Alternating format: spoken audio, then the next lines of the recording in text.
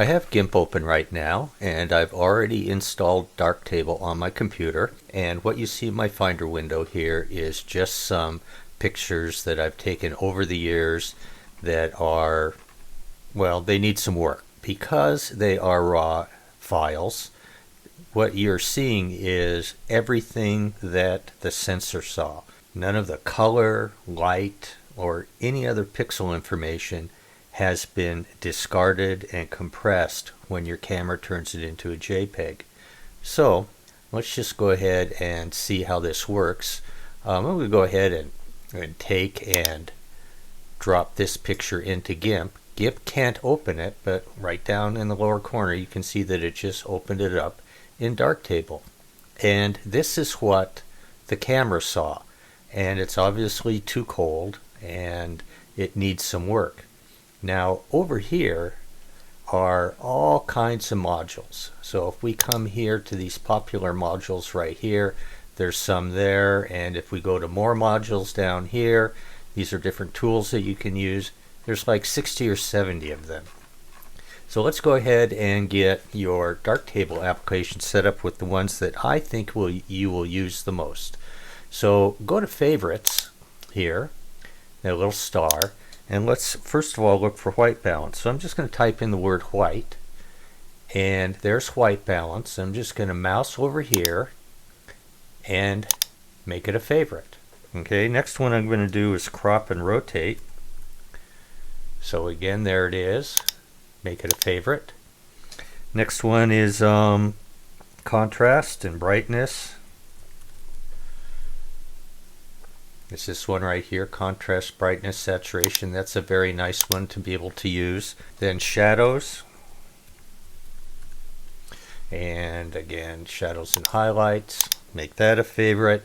And then we'll get into some of the more specialized ones. Retouch. Make that a favorite. Monochrome is another fun one. So we'll make that a favorite. And then finally, raw space denoise. Make that a favorite. So there they are, and honestly these 6 or 7 modules are the only ones that I ever use. And so when you close the program, it's going to remember your favorites.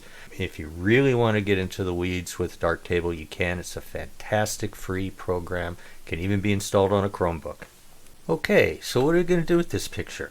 Well, obviously every picture is different, so I can't give you a one-size-fits-all editing profile or sequence that is going to be able to fix every picture. But when we look at this, it's obviously too cool. There's too many blues, and you can see that up here in the histogram. If we just look at if we turn off the reds and the greens, you can see there's a lot of blue in there. But we don't have to get into the weeds that deep. What we want to do is just find the proper white balance. And so here we are, the white balance tool. And where I usually start is right down here where it says presets. And right now it's set to what the camera saw, but it looks to me like it's a cloudy day. So let's go to cloudy and click on it.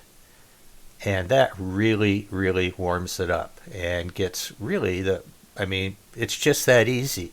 Now, if you really want to nail it and you have something in your picture that is total black or total white or a color of gray, you can come over to the preset and choose spot. And when you do that, you get this selection rectangle here. And what I'm going to do is I'm going to go ahead and just move this rectangle. Just going to go ahead and grab that part of the building that's white. And that looks pretty good too. Let's go back to the original over here in our history. And here we are with the adjusted white balance.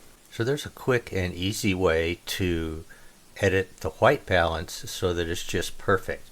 You've got that knob on most cameras. It might say cloudy, it might say portrait, all those different settings. All that does on the camera is manually help your camera guess what the lighting conditions are outside. On a sunny day, the white balance is going to be perfect. On a cloudy day, the clouds are going to filter the light and it's going to be a little bit cooler. Indoors, fluorescent lighting, sodium vapor lighting, even sunlight coming through a window can affect the white balance. And so being able to adjust it is great. So once we go ahead and close this image in Darktable, it goes ahead and opens it up in GIMP for us. And once it's opened in GIMP, you can use any of the skills that you've used before to add text, remove objects, crop it, rotate it, whatever you want, and then you can export it as normal. Next, let's take a look at adjusting the white balance indoors.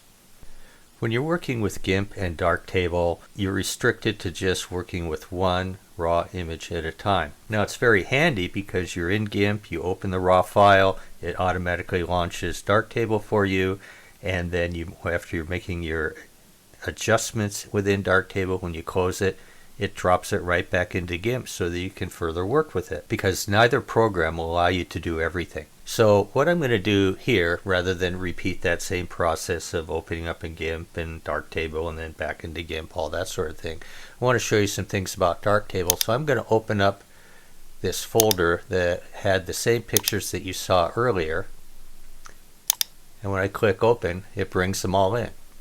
So here's this one again of David and me on the Rhine River, and you'll notice that it's already all corrected, isn't it?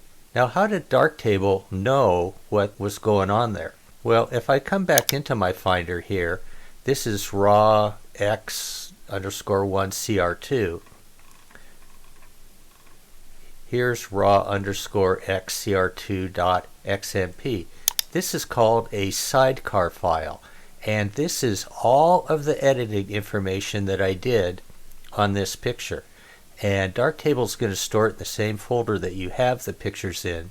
So that's a really great feature, because next time you open up that raw file, Darktable is going to remember the edits that you had before, and you can just go ahead and further refine them. So here we have these different pictures. Let's see, this one is particularly awful. So I'm going to click on this and go to Darkroom.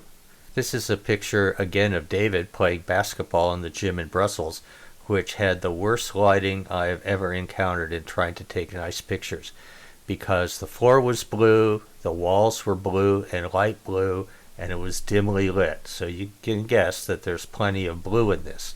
So as great a program as Darktable is, there is no preset over here in the white balance for lousy gym lighting.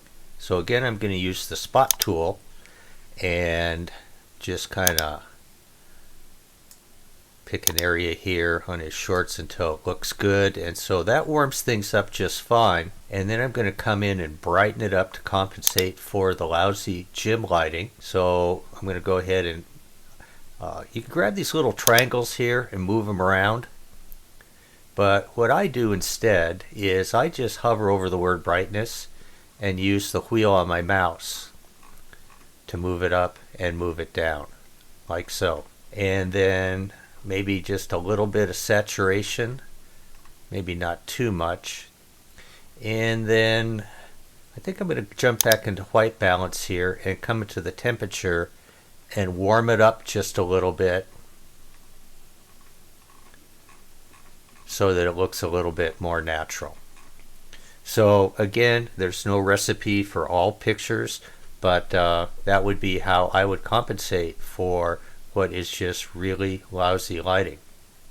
I'm going to go ahead and just do one more thing, and that's crop and rotate it, because when I look over here, these vertical elements are not quite vertical, like the sides of the backboard, that sort of thing. So let's go into crop and rotate here. So then let's go ahead and hover over angle, and again I'm going to use my mouse to just kind of try to get so that the backboard is somewhat vertical.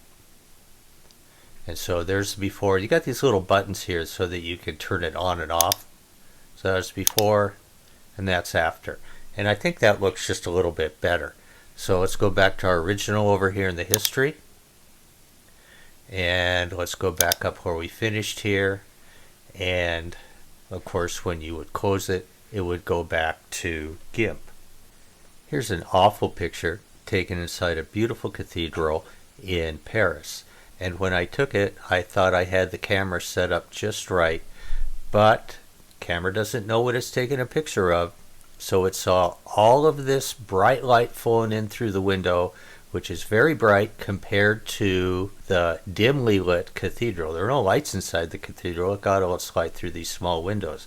So it threw it off. So let's see if we can fix this one. First thing I'm going to go ahead and do is show you what happens if I come into brightness and contrast and saturation.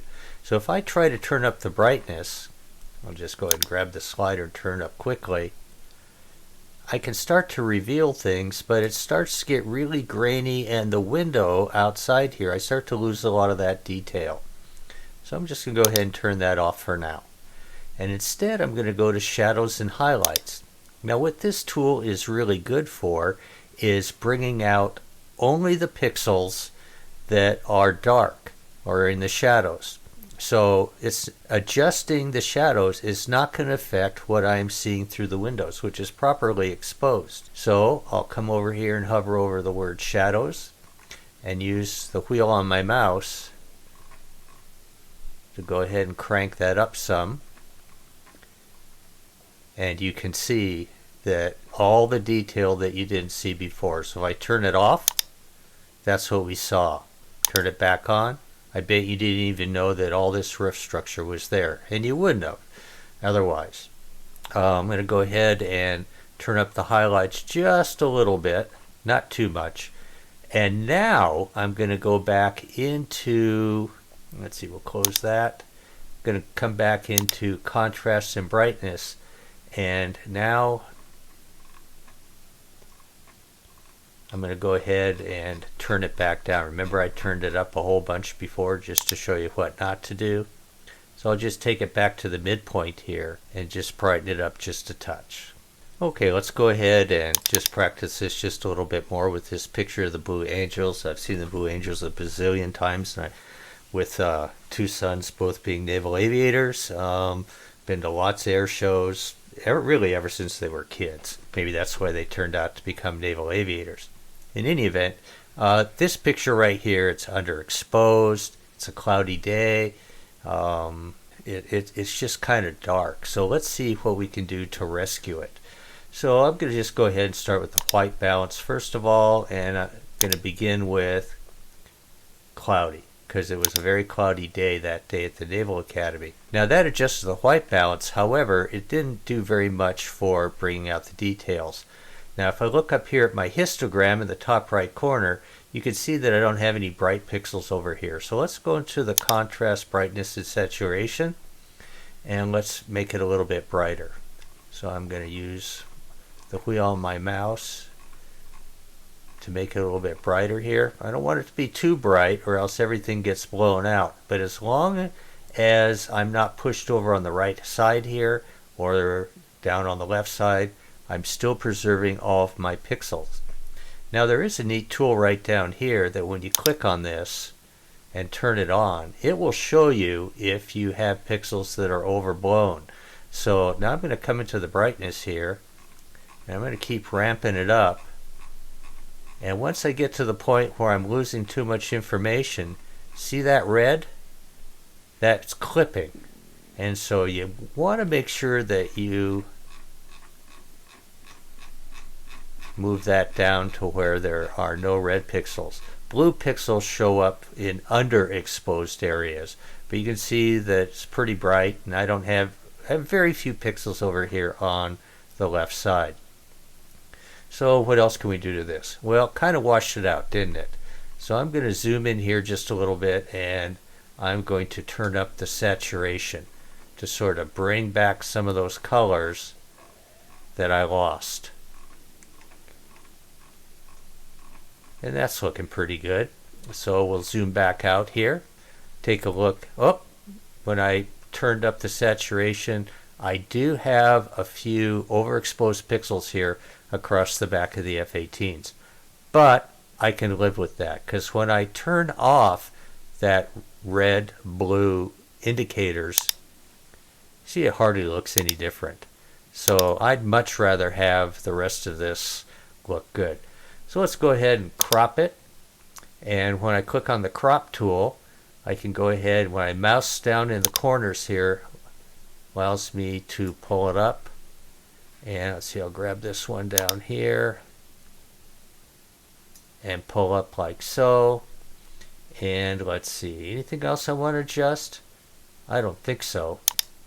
So there's our picture, and we can go ahead and export this if we want. Of course, if we're working in Gimp, we don't need to export it.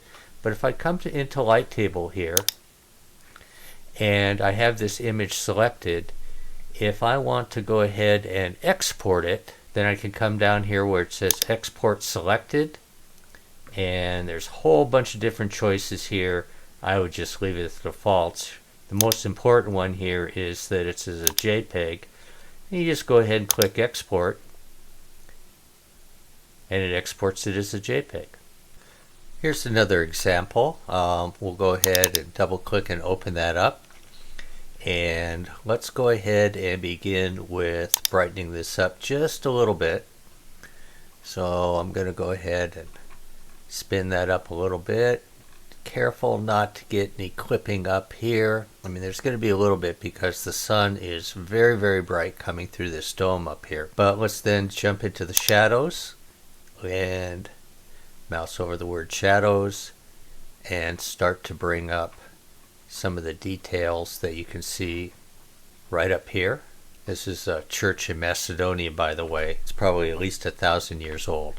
Let's see, so we've got that there. So here's what I really want to show you here is how to go ahead and straighten this. And so we're going to use the crop tool. Where's that at? There we go, crop and rotate. And I'm going to use this feature right here called keystone. So I'm going to go ahead and choose horizontal. And that brings me two different, or actually three different grips here. I've got a red grip here on the left, I've got a red grip here on the right, and then I've got this little button right here in the middle that's kind of hard to see. So what I'm going to do is go ahead and pull this red grip down to that part right there, which is part of what I think should be horizontal, and pull this one here that's horizontal. And then I need to mouse over that middle icon, and when I click on it,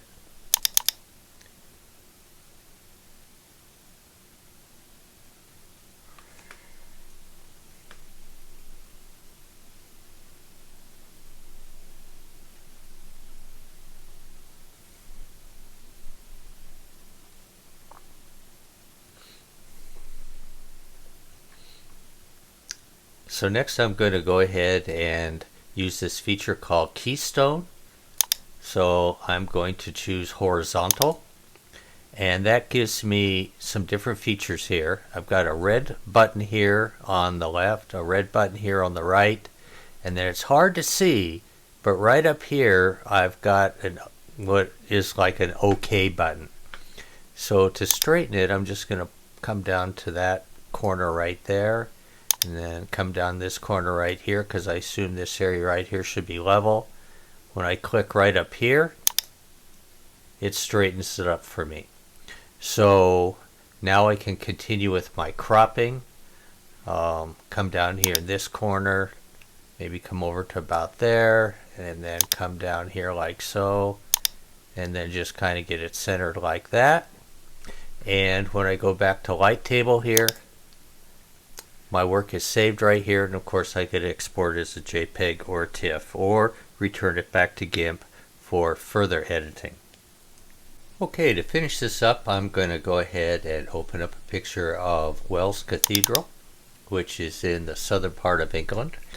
It's a remarkable place. I mean, it's one of the most beautiful cathedrals I've ever seen, and it is a architectural masterpiece. I don't know how they put the thing together so it would stand for 1,000 years, but they did. So I zoomed in here so that I could see some details. Obviously the sun's shining on some of these statues here on the front facade, but I'm going to jump into shadows and highlights and bring up the shadows some without overblowing the parts that are here. So here's the before, and here is the after. So that looks pretty good. Next I'm going to go ahead and crop it because it's not quite centered, and I'd like to be able to do that. So I click on the crop tool, and I'll grab this corner down here and maybe pull over to about there. Grab this top corner and try to get it so that it's centered. And then next I'm going to go ahead and come into the retouch tool, which is completely new. Now I've got all these people that are here in front, and I don't want any people in front. So what I'm going to use, I'm going to zoom into the maximum amount here, and I'm going to use for the first time the retouch tool. Oop, there we go, there it is. And so I have several shapes that I can choose from. I can choose from a circle, an ellipse, a path, which would be a a path that I can select. I can use a brush, or what's this one here? That allows me to add multiple brush strokes. So anyways, I'm just going to try to keep this simple, and I'm going to use the ellipse tool.